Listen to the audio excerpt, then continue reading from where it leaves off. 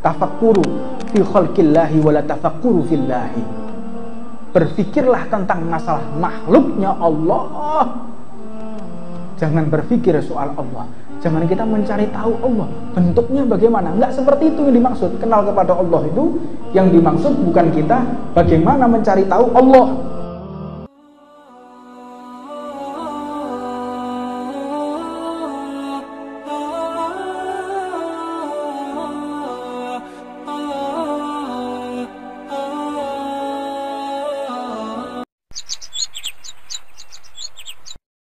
Bismillahirrahmanirrahim.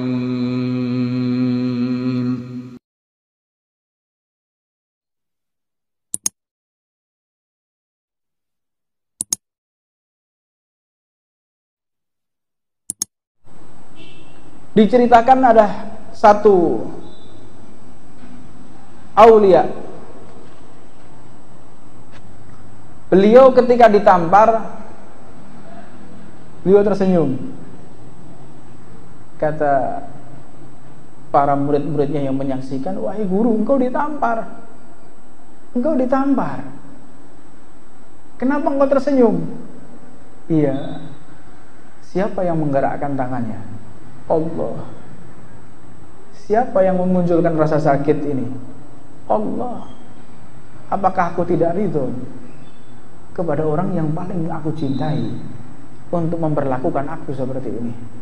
Kenal kepada Allah, akhirnya timbul cinta.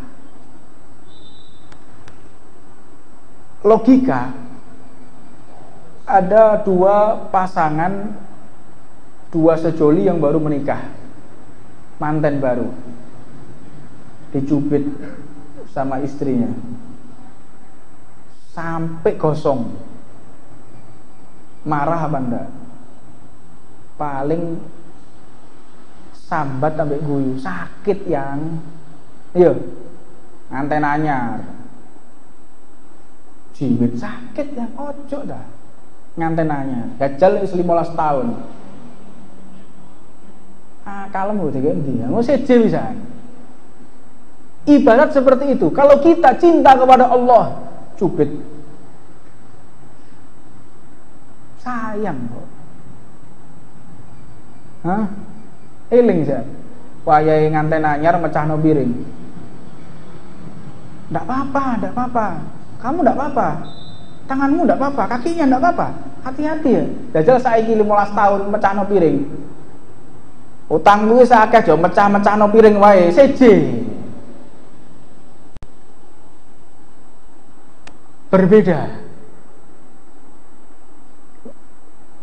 Berbedanya kalau kita mengenal manusia, semakin lama semakin tidak senang kita. Itu jeleknya manusia. Kita semakin mengenal manusia, semakin kita tidak suka. Tapi kalau kita mengenal Allah atau sebab karena Allah, akan menambah cinta tersebut dan semakin nikmat.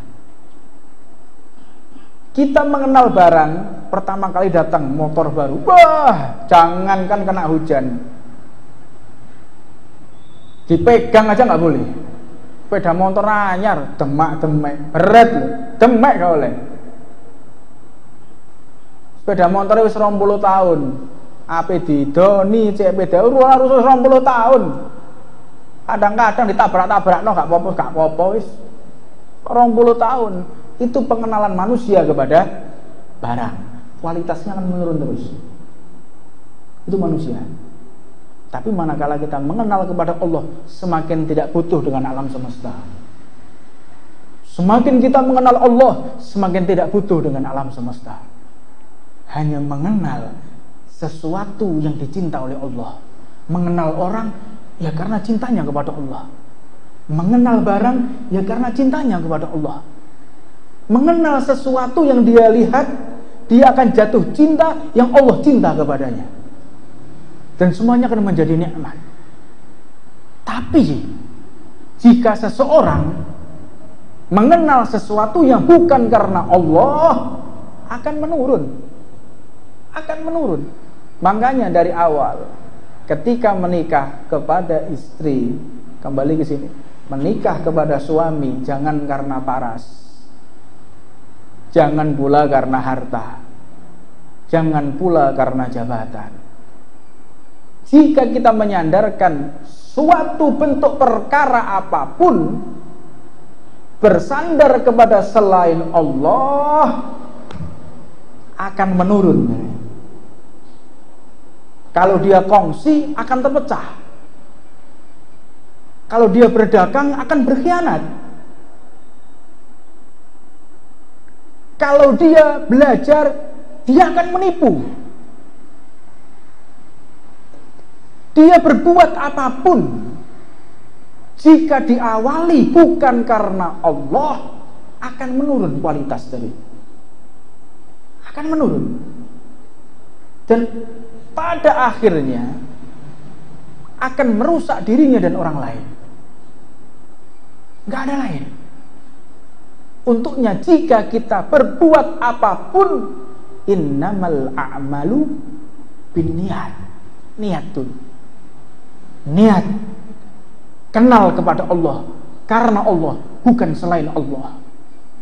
Pernikahan, perdagangan, kongsi, apapun bentuknya, jika bukan karena Allah, maka siap-siaplah kita yang berkhianat, atau kita yang dikhianati, atau mungkin ada sesuatu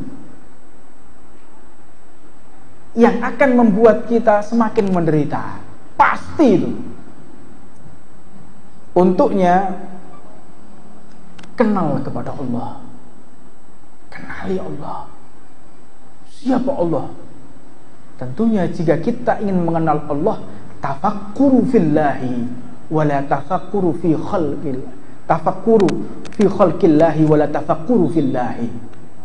Berfikirlah tentang masalah makhluknya Allah. Jangan berfikir soal Allah. Jangan kita mencari tahu Allah bentuknya bagaimana. Enggak seperti itu yang dimaksud. Kenal kepada Allah itu yang dimaksud bukan kita bagaimana mencari tahu Allah, bagaimana bentuknya, di mana, bagaimana. Itu namanya madhab mujasimah. Madhab mujasimah ini menjasadkan Allah. Allah itu punya tangan, Allah itu punya kaki, Allah itu di mana, kapan. Laisa kamitslihi syai'un. Allah itu tidak bisa disandarkan dengan apapun juga. Allah itu di mana? Berarti butuh tempat. Sedangkan Allah yang menciptakan tempat. Allah tidak butuh tempat. Allah itu kapan? Kapan itu waktu. Allah tidak butuh waktu karena yang menciptakan waktu adalah Allah. Allah itu bagaimana? Bagaimana itu adalah makhluk, sedangkan yang menciptakan makhluk adalah Allah. Kosakata apapun, kalimat apapun tidak bisa menjelaskan Allah karena Allah yang menciptakan kalimat. Jadi kalau orang bertanya di mana Allah, kapan, bagaimana, itu orang yang tidak kenal kepada Allah. Karena itu sifat daripada makhluk. Laisa kamitslihi syai'un. Tidak bisa kita gambarkan seperti apapun. Kita fantasikan bagaimana Allah di arsy, Allah turun dari langit. Itu logika kita. Sedangkan kita ini adalah orang buta yang mencoba menjabarkan sesuatu. Tidak bisa. Diibaratkan seperti 3 orang buta, yang masing-masing orang buta tersebut diminta untuk memegang gajah. Orang buta yang pertama memegang belalai, orang buta yang kedua memegang kakinya, orang buta yang ketiga memegang gadingnya gajah. Penjelasan mereka berbeda-beda buta. Bagaimana gajah? Yang pertama karena memegang belalainya menggambarkan tebal, koyok terpal, lebar. Karena yang dipegang adalah belalai, kupingi. Yang satu menjelaskan gajah seperti pilar karena yang dipegang adalah kakinya. Oh enggak, gajah itu seperti gading, halus, keras, karena yang dipegang adalah gading. Kita pun juga demikian. Tidak ada yang bisa menjelaskan bagaimana Allah. Nggak bisa, buta kok kita atas pengetahuan yang telah disembunyikan kepada Allah. Nggak bisa manusia itu menjelaskan bagaimana mensifati Allah. Nggak bisa. Berfantasi boleh. Maka untuknya tafakkuru fi khalqillahi wala tafakkuru fillahi. Jangan engkau berpikir bagaimana itu Allah, tapi berpikirlah bagaimana makhluknya Allah.